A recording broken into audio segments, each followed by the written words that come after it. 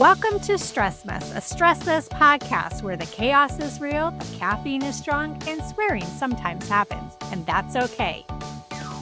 I'm Samantha Elizabeth, health and wellness coach, chronic overthinker, and proud BFFs to stress itself. Here we're ditching perfection, embracing unfiltered real talk, and making mindset shifts that might just keep us from screaming into the void. Let's get messy. Hi, everybody, and welcome to the Stress Mess Podcast, the first Stress Mess Podcast of 2026. It's just me today. I know. You like it when I have guests, and I will definitely have guests. I have wonderful guests lined up for 2026, but I wanted it to be just me because I really wanted to talk about something that's important to me, and that is my word of the year. Yes, my word of the year. And if you don't know what the word of the year is, it is about establishing a word that helps to navigate your life throughout the year, a word that you can really hold on to that really helps you to fill your life with intention and to really just have something to focus on for the year. And some people choose words, some people choose phrases, and how you choose your word is up to you, really. You can use ChatGPT to help you to establish that. That's how I did mine, is that I looked at ChatGPT. I actually worked through a workshop that one of my friends, Cami, had put together. Cami was on the podcast. I'll go ahead and reference that podcast in this particular episode. But I really wanted to talk about the word of the year because you can establish it. It's something that comes to mind as your intention for the year. So if you remember, or if you don't, if you're joining us for the first time, my word of the year last year was abundance. And that was, I did a painting. I commemorated it with a painting, and you can see that I put it in different colors, and I'll go ahead and put this in the show notes. But you can see dance was something on there. And I really was going to get into dance. And yes, I did get into dance. I went back to belly dancing classes, and I had a great time. Found a new studio, found new friends. It was a great time. I didn't dance all year, but I certainly danced the second half of the year. But I want to say that my word of the year, and Daisy Bell is coming to join the podcast as normal. I want to say that the word of the year for me last year was abundance. And I started off the year and I went throughout the whole year in abundance. But this is going to bring me to my word of the year for 2026. So abundance to me is that I'm very giving. I'm very giving of my time. Hold on. Cat, give me a second. Okay, maybe she just sits on my lap this entire time and doesn't bother the podcast. Yeah, she's a big cat. She's 20% Maine Coon. So she is a big, big cat. But abundance to me means that I am giving. I'm giving of things that I have. And that is my time, my energy. And that also means my resources too, money and all sorts of things that I could give to other people. But the thing is that when you give and give and give and give, that unfortunately kind of empties you out quite a bit. If you know of the concept of How Full Is Your Bucket, which is a great book, by the way, highly recommend. When you have a bucket, and let's just imagine that there's an imaginary bucket on top of your head, or you're lugging it around, whatever. Everybody has a bucket, and that bucket is their abundance of, no, I'm going to say abundance. It's all their love and their energy and everything in there. And when you are constantly pouring into other people's bucket from your bucket, and you're not getting your bucket refilled, you eventually become empty. And that's unfortunately what happened to me in 2026, is that I gave so much. I coached people. I'm a health coach, as you know, for free in 2026 that really needed it. I helped a lot of clients for free because I felt like I had a lot of abundance. But by the end of 2026, I really was empty. I didn't have and Buddy's trying to join the podcast now too. Buddy, do you want to come up here? Now I got the cat and the dog. Here we go. All right. All right. All right. So now I got the cat. Oh, okay. All right. I got the cat and the dog on my lap now to join the podcast. So one thing I do want to note, though, is that when I wasn't living in abundance, meaning that what I had extra was going towards other people. It was everything that I had, all my energy, all my love, all my money, everything that I was pouring into other people's buckets. And anytime I saw a GoFundMe come up, absolutely, I donated to it. Anytime that I saw something that somebody needed, absolutely. I spent money, to go on a birthday trip for a friend, even though I didn't have the resources at the time. And, it was something that and like I said, I gave to a lot of clients, a lot of people that I work with in the experience side and consulting, people that I was giving into and coaching, but it wasn't my abundance. It was everything that I had. And I gave it all away. And that's the unfortunate thing, is that I completely emptied my bucket. And by the end of the year, I was drained. I unfortunately kind of cocooned a little bit, and it was really hard for me. I think that a lot of people probably noticed that, a little bit, about me, but I was completely spent by the end of the year. And it's not, I always say this, it's not just January 1st kind of resets everything. Of course, I carried it with me until January. And that was, something that was, it just kind of felt like December continued into January.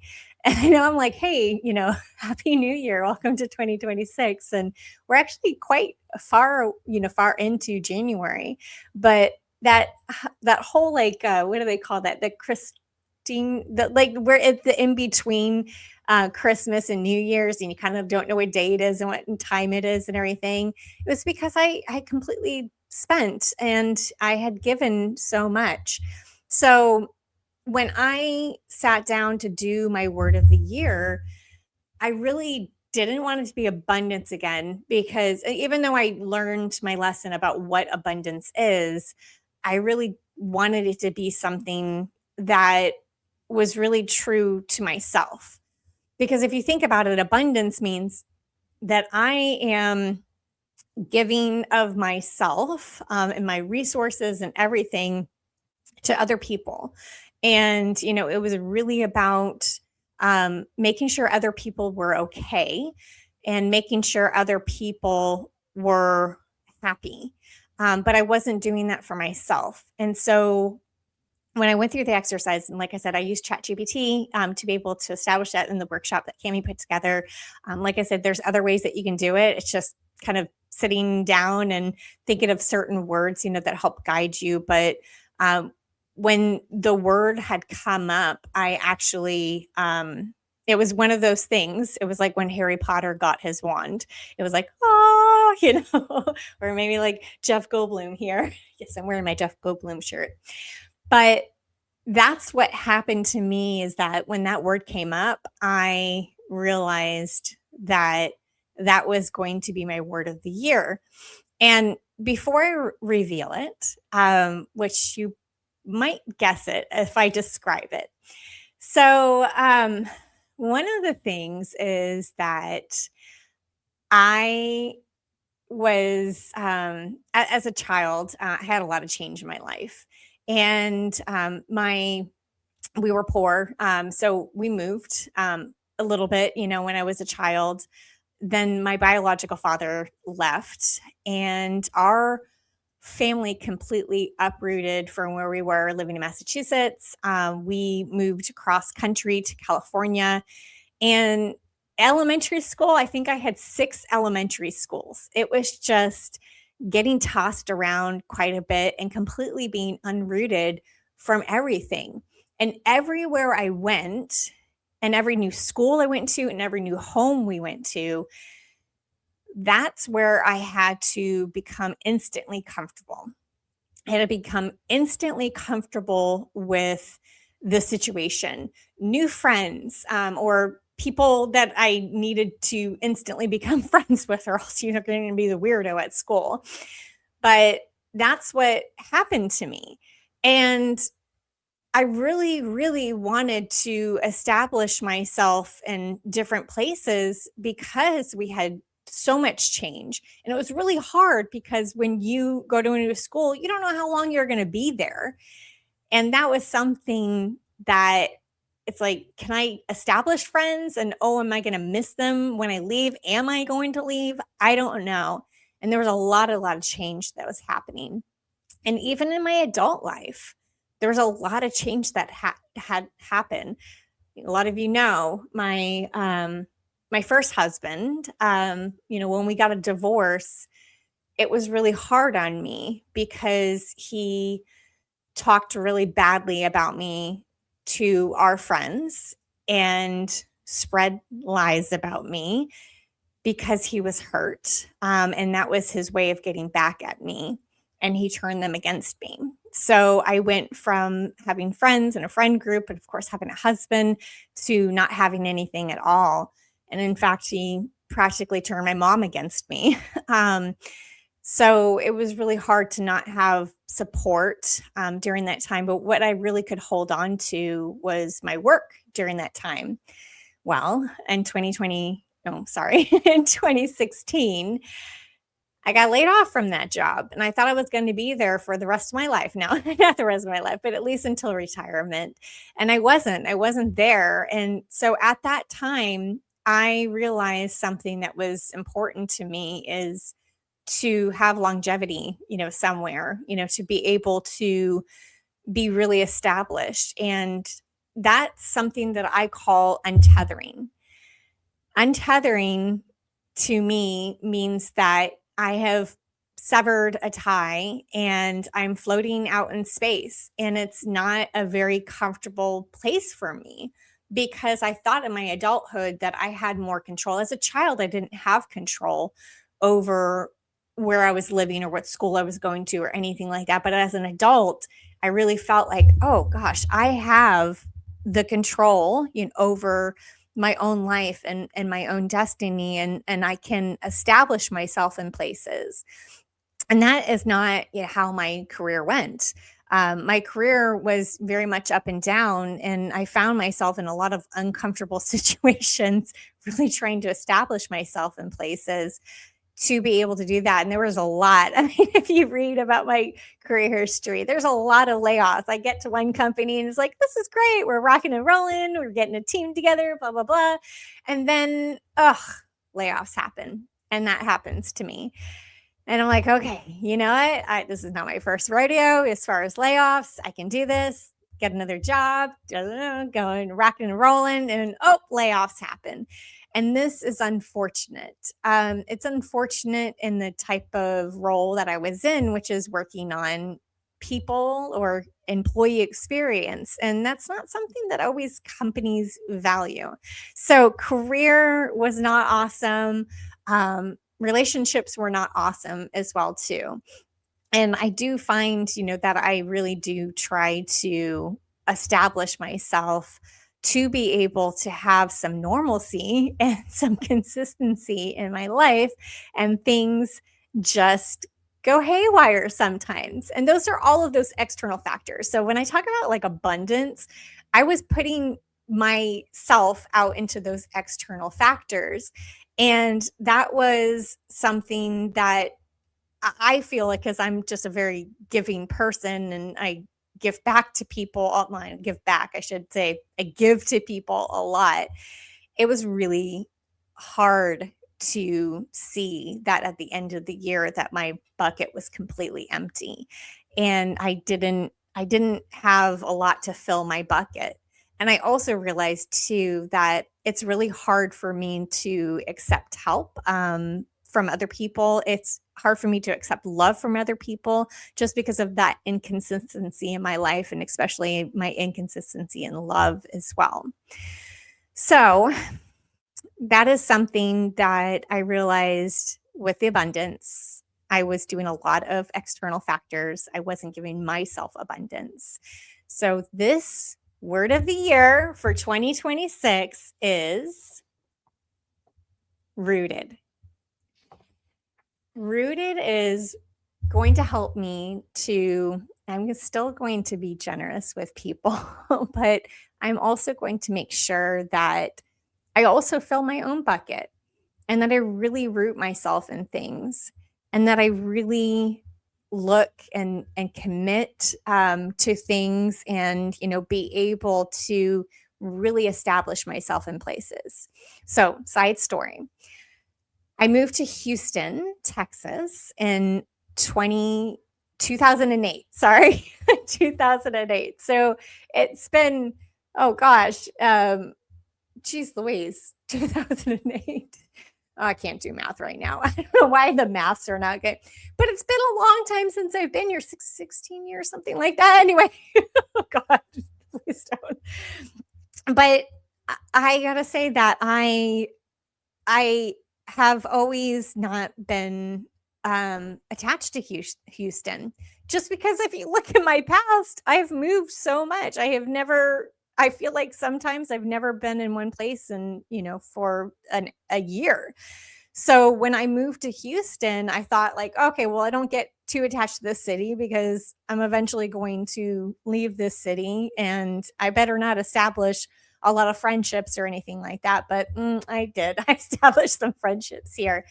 And that was one thing that establishing friendships, of course, I have some of the best friends and they're very supportive of me and they understand of my complex with abundance. This is something that I coach my clients on quite a bit.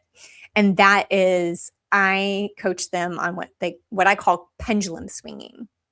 So pendulum swinging means that if you can imagine a pendulum and if it's in the center, but then of course the pendulum swings back and forth. And when people establish their New Year's resolutions and they say, I'm going to get out more or I'm going to lose all of the weight or whatever they want for themselves, they tend to swing in a pendulum. And if you're an introvert and your goal is to get out more and to see more people and to be more social, and you start doing that and you're just like going hard at it, your pendulum is like swinging in one direction really hard. But what's going to happen is the pendulum is going to swing back and you're going to lose all your energy and you might give up on your New Year's resolutions, which is why people give up on their New Year's resolutions, because they go hard.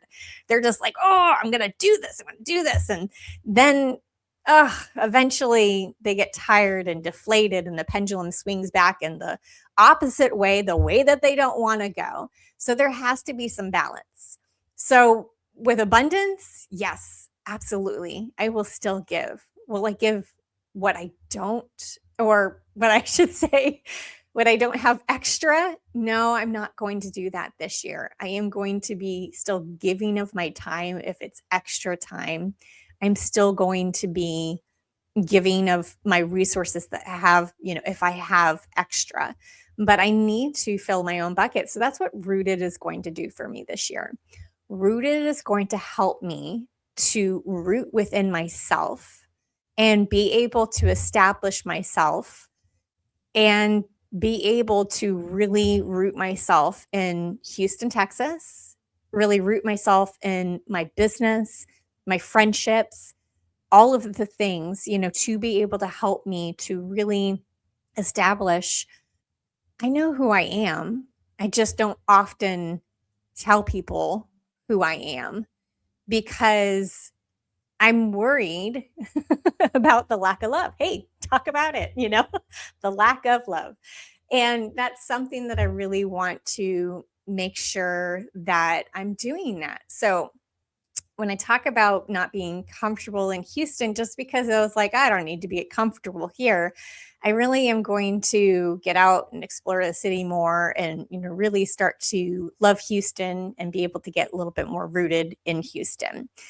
I'm still going to also get rooted in the love for myself too. That is very important. I feel like I have a lot of love for myself, but I'm also going to be more accepting of other people's love too, and making sure that it's reciprocal. Is that the right word? That it's something that I'm allowing other people to fill my bucket just as much as I fill theirs. And so that is something that is going to be very important for me as well. As we work through this year, it's going to be very important. And that is something that's going to be my theme for the year. So you're going to see rooted activity from me. You're going to see rooted thoughts, rooted, things for me. And I would love to hear from you too. I have an email, stressmesspodcast@gmail.com. I would love to hear if you have a word of the year, or if you have an idea of what is rooted to you. And I'll be more than happy to share your word of the year, your stories, all of those things on this podcast. If you're willing, or you're letting me read it out loud. I won't read it out loud unless I have your permission. But I would really love to hear from you and everything that you're doing this year to be more, if you're going with abundance, if you're going with rooted, if you're going with intentional, whatever your word of the year is. Or even if you haven't established a word of the year, what are your focuses? What are your goals? What are the things that you want to do this year to be able to establish yourself more in your life, to improve your life? Let me know. I would love it. stressmesspodcast@gmail.com. That's the email address. All right. Wonderful. Well, thank you guys so much for listening to me ramble, maybe. I don't know. But I really just wanted to get on here and wish everybody a happy 2026. And hopefully, if your word of the year is rooted, that you join me in being rooted as well. Thanks, everybody. Bye.